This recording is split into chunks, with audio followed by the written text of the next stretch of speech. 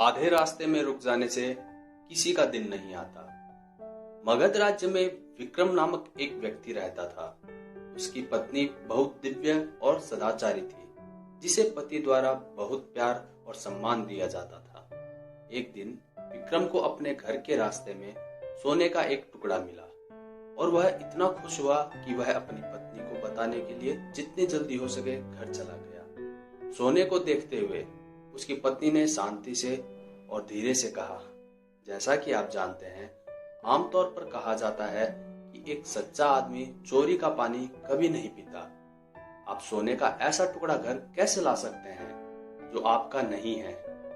विक्रम अपनी पत्नी के शब्दों से बहुत प्रभावित हुआ और उसने तुरंत सोने के टुकड़े को वहीं रखा जहां उसे वो मिला था।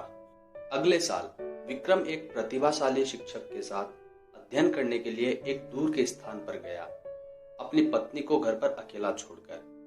एक दिन विक्रम की पत्नी करघे पर बुनाई कर रही थी। तब विक्रम अचानक घर आ पहुंचा।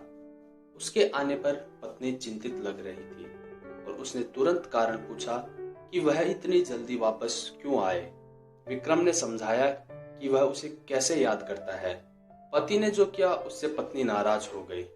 अपने पति को धैर्य रखने और प्यार में लिप्त न होने की सलाह देते हुए पत्नी कैंची की एक जोड़ी उठाई और जो उसने करघे पर बुना था उसे काट दिया, जिससे विक्रम बहुत हैरान हो गया।